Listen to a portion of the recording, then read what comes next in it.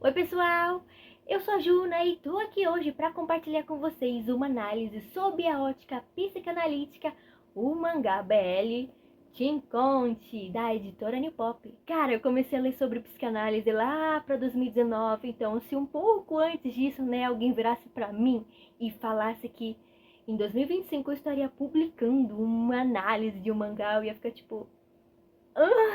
psicanálise, e ainda mais se tratando de Teen Conte, que convenhamos, é um mangá meio nonsense. Teen Conte tem muita cena de sexo, inclusive com algumas, aqui e ali um pouquinho dispensáveis, mas a verdade é que se a arte imita a vida, então até mesmo histórias como Teen Conte tem algum material pra gente refletir. Então bora dissecar essa história? Segue a sinopse. Teen Conte é um mangá boys love que acompanha a relação entre Shirotani, um homem com misofobia, o medo extremo de germes, e Kurose, um terapeuta comportamental. Kurose propõe a Shirotani um tratamento baseado numa lista de 10 desafios para ajudá-lo a lidar com sua fobia.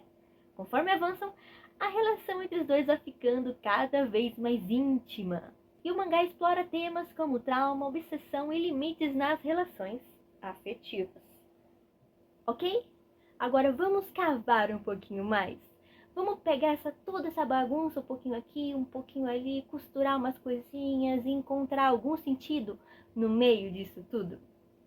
Pois bem, pensando na etiologia, na gênese, no desenvolvimento da misofobia do Shirotani, eu separei 3 conceitos da psicanálise. Primeiro, complexo de Édipo. Segundo, cena primária.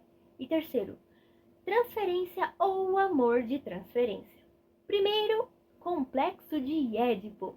E é agora que vocês me perguntam, Juna, mas que porra é esta? Enfim, o mito de Édipo, que é o que dá nome a esse conceito psicanalítico, vem da tragédia grega Édipo Rei, de Sófocles.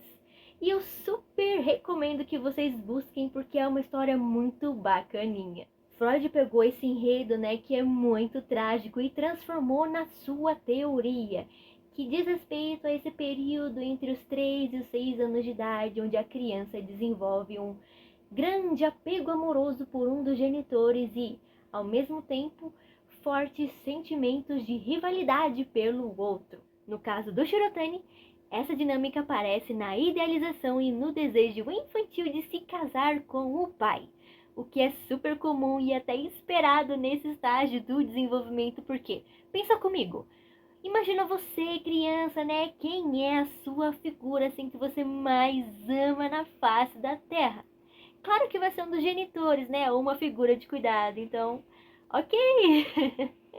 E sim, aposto que você já viu algum meme sobre isso por aí, porque Freud pode ter morrido, mas nunca saiu das trends.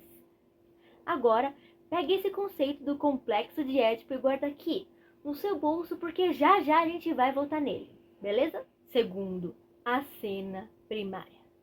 Gente, é aqui que o bicho pega, Ok, a gente já estabeleceu que o Shirotani tinha aquelas fantasias edipianas, ele queria se casar com o pai e tudo mais. Beleza. Mas eis que surge uma tal de Ueda, uma aluna do pai dele que resolve tacar fogo no parquinho. Ela chega no Shirotani já falando assim, pô, você não pode se casar com seu pai porque isso é nojento, você é um menino. E aí vem o grande golpe. Num belo dia, essa tal de Ueda convida o Shirotani para brincar de esconde-esconde e solta uma regra assim, meio suspeita. Quem for encontrado pelo sensei perde o jogo, E o ingênuo ali, sem desconfiar das intenções dela, o Shirotani se esconde dentro de um armário. Até aí, tudo certo. É só que não. Quando ele tá prestes a sair do esconderijo, ele vê uma coisa que não deveria. Seu pai e a Ueda fazendo coisas íntimas. E pior ainda, isso o faz ficar excitado e se tocar. Ou seja, o menino só não perde o jogo, como também acaba perdendo a inocência. E é nesse momento que a noção de impureza que o Shirotani tem se instala, e com ela um grande trauma. E é a partir dessa cena que o Shirotani, com o passar dos anos, vai ficando cada vez mais compulsivo e obsessivo em relação a esse medo de germes e essa sensação de sujeira, né, que o acompanha, que o faz usar máscaras, luvas, álcool, enfim, você vê a mão dele assim, toda cheia de feridas de tanto esfregar, né? Mas no fim das contas é uma sujeira, uma sensação de impureza que não tá aqui, ela tá aqui. Isso tudo explodiu com a cena primária. A cena primária diz respeito ao momento em que a criança vê, pela primeira vez, os pais fazendo sexo. E é uma cena que pode ser real ou imaginada, né? E nisso você se pergunta, pô, mas isso é inofensivo. Cara, pensa comigo. É a experiência inaugural do qual a criança se depara com a sexualidade, né? E esse momento, por si só, já é carregadíssimo de significados que inclusive altera a percepção que tem de si mesmo da própria pureza. E a gente vê isso na infância do Shirotani, e é triste porque além de romper, né, com essa imagem idealizada que ele tinha do pai, desencadeia uma sensação de contaminação, de sujeira e impureza que contribui para surgir, né, essa fobia de germes. A sensação de estar sujo transcende esse âmbito físico e se mescla nessa dimensão simbólica do desejo reprimido e dessa culpa associada à descoberta precoce da sexualidade. E cara, vocês percebem como isso é violento? Imagina, você é uma criança, você come terra, come a casquinha da parede, você enfia o seu dedinho na tomada. É claro que você não sabe o que é sexo, você não faz a menor ideia do que seja isso. Então você se depara com uma cena dessas e isso é tudo muito bizarro, é muito estranho, te deixa com umas sensações esquisitas e isso é de uma violência tão grande, gente. Você é bombardeado com nojo, com medo, com vergonha.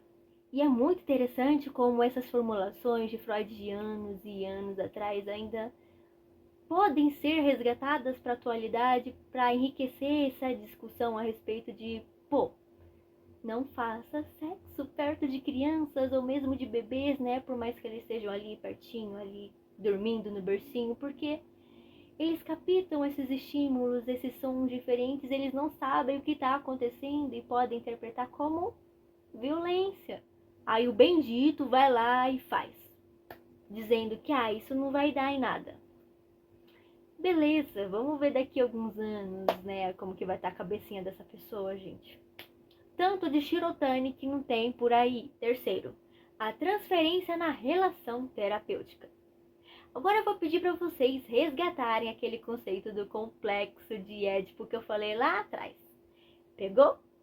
Beleza. Por que é que o Shirotani se envolveu com o Kurose? Simples. De um jeito torto, essa é a forma que o Shirotani encontrou para enfim se casar com o pai que ele sempre quis.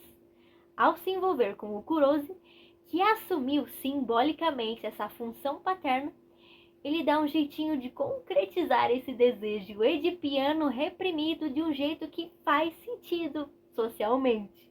Ou seja, Freud está aplaudindo esse desfecho lá do além. O que eu quero dizer quando eu falo que o Kurose assumiu uma função paterna é o seguinte: acontece que o espaço analítico é essencialmente um espaço edipiano porque, acredite, é muito, mas muito comum que os pacientes se apaixonem pelos seus terapeutas.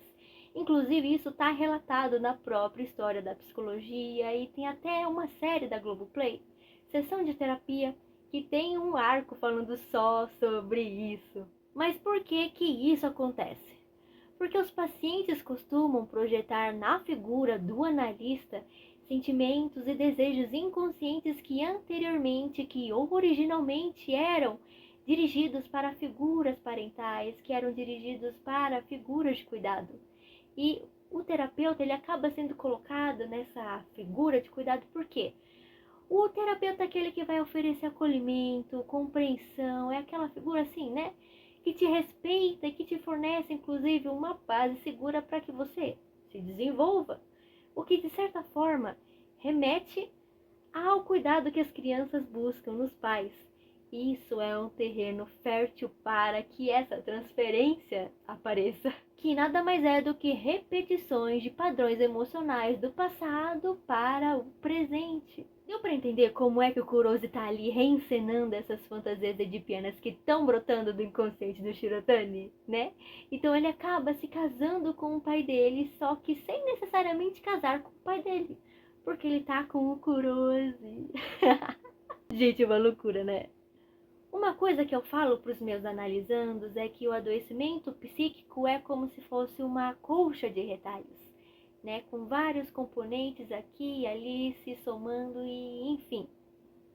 Agora vamos costurar esses 3 elementos, né? Uma colcha de retalhos para ter uma visão panorâmica do caso do Shirotani. Agora, para além do toque, dá para perceber como a misofobia do Shirotani está imbricada nessa estrutura psíquica profundamente marcada por conflitos edípicos não resolvidos, e isso, somado a essa cena primária que introduziu ele a esses sentimentos ambivalentes de desejo com nojo, culpa, repulsa, enfim. E é bem bacana que essa lista de 10 itens que o Shirotani utiliza como um ritual terapêutico é uma tentativa de colocar ordem nesse mundo interno caótico onde resquícios da transferência aí do complexo de Édipo se entrelaçam. Pois é, galerinha, espero que vocês tenham gostado e que tenha ficado claro, porque eu tentei ser o mais acessível possível pra gente embarcar nessa análise juntos. Se vocês quiserem mais vídeos como esse, é só comentar, pode sugerir obra, mangá, livro, personagem que eu corro atrás. Não esqueça de deixar o like, de comentar, de compartilhar, ativar o sininho. Se você se interessou pela obra, quer comprar ela, tá aqui na descrição. Usando meu link vocês me ajudam muito. Até a próxima!